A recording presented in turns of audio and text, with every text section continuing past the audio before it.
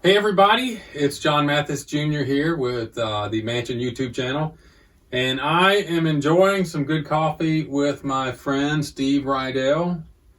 It's good coffee, right, Steve? It is great coffee. I don't know what coffee it is we're drinking, but it's good. It's kind of like a blind taste test. Right. So I can't give a shout out and endorse it. I just know it's good. Steve, thank you for being here today. Sure. And we've gotten acquainted over the last few months, and I know you to be a man that's done quite a few things in life. Except prison. You haven't been in prison, have you? Just visited. Okay. All right. Well, it'd been okay. It'd been okay. So, people's journeys take different courses, and that's why you're here today, because everybody has a journey, and you've had one that you felt compelled to put in a book. Let me see this. Sure. So, Steve, I'm dropping stuff here, but this is Steve's book. It's also available in Kindle format, digital format, and we'll have a link in the description to the book. So, I read the book, and let me start out. My takeaway from the book, you touch on something that a lot of us have dealt with in life. A lot of us are born into families of faith that grow up in particular denominations.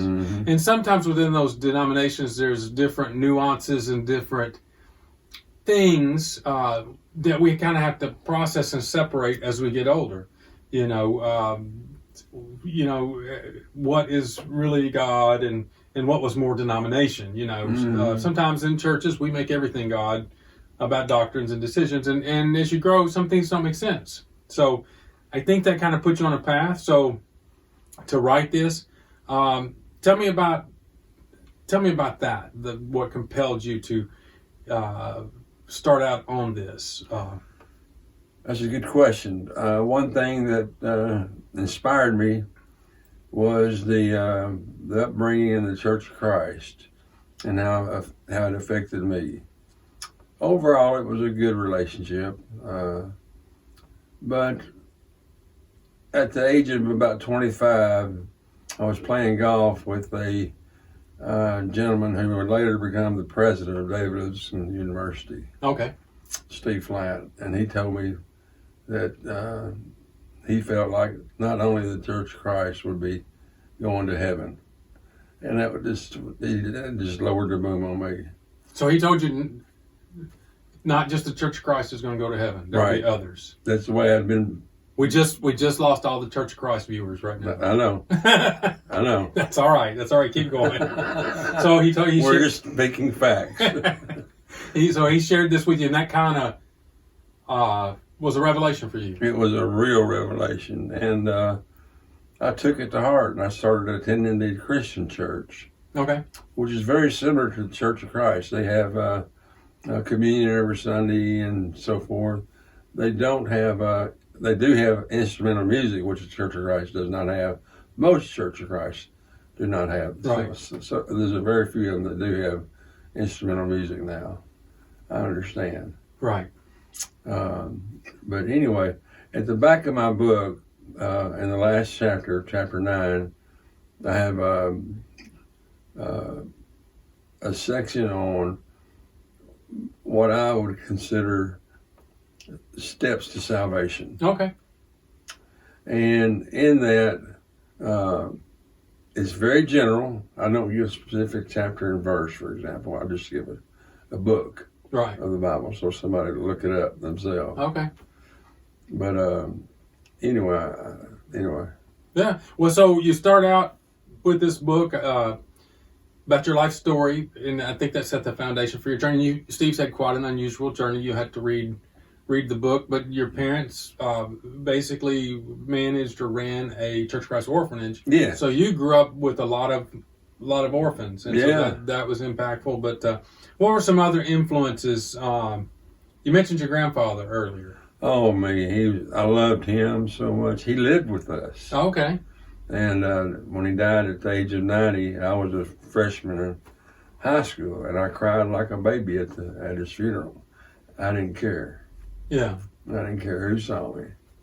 But he was a big UK Wildcat fan. Kentucky Wildcats. Kentucky Wildcat. He would walk around with his transistor radio. That's right. Representing Grandpa today. That's right. And knew all the players' names and Adolph Rupp and Kaywood Ledford and all of them. And that carried over to me. I've been to 5 of Kentucky's Final Fours. Okay. Over the years. You I believe you wrote about that in the book. Yeah. Yeah. I did. Yeah. Quite a few interesting experiences related to that. Yeah. I think there's some a love story in there. There is. Melody, my fiance at one time, long and short of it was, she had been married to a rather high-ranking Army official. Okay. And she found out during our engagement that she couldn't get remarried or she would lose her right to the pension, her pension. So she chose the pension over me. I don't blame her. So, marrying for love or money, or not, right. or not marrying for money. But I got the ring back. Oh, okay. You'll have to see. You'll have to read how that happened in the book. It was a $16,000 ring. Okay. Okay. Well, that's important. That's your pension. That's right. Anything? Any other highlights in there? I've got one that we'll talk about before we end. But family. My second wife from South Korea. She is like my. I don't know. Even though we're not married, she's almost like a soulmate. Sure. She's unbelievable. So, and my daughter and my son are so important to me. I can't tell you how much I love them. Me and Matt have done so much hunting together over the years.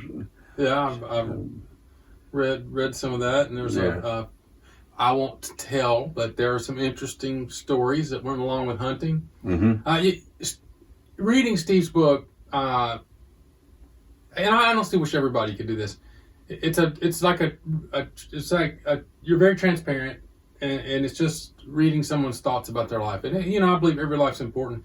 Every life has a story, and very few get the chance to document their life and their journey. And I think that's important because I believe it helps other people sometimes. It may even save them some steps, trying to process some similar things, growing up in life. Mm-hmm. Maybe dealing with denominations or, Christian organizations that are hard for people to process as kids. So I think it's very cool that you did that. Thank you. One final thing that I think is important about this is a lesson that we all are faced with the opportunity to learn, but I believe you've learned that, and that is forgiveness. Mm-hmm. So you talk about that in your book. Oh yeah. My younger sister and I, back when she got married some 35 years ago, she called me at work and said, "Steve, I don't want you to come to the wedding." No reason given or anything. I kind of knew. I thought it was related to my divorce. Yeah. Because here again, you got the Church of Christ mixed in with all this. And anyway, about 35 years later, she came to me and apologized. Okay, that's good. But my problem is with me. I understand. I shouldn't have gone that long. I should have approached her. That's a good lesson to learn. Before we close, and for any of the Church Christ viewers that are still watching, where are you at with Church of Christ now?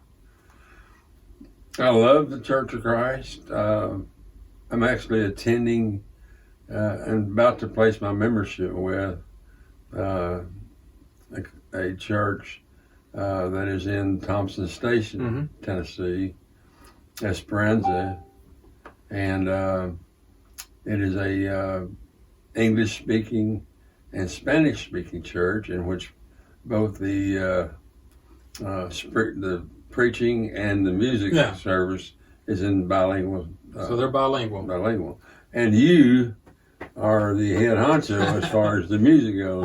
I'm. That's another journey right there. Yeah. And reading your book and finding out that you are seeing that you wind up at a bilingual church is not a surprise. I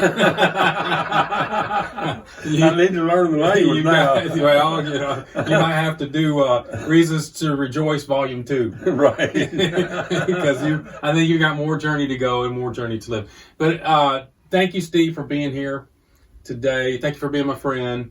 Thank you. In the description, if you want to get a copy of Reasons to Rejoice, that link's in the description. Thank you for watching, and have a blessed, great day. Bless you.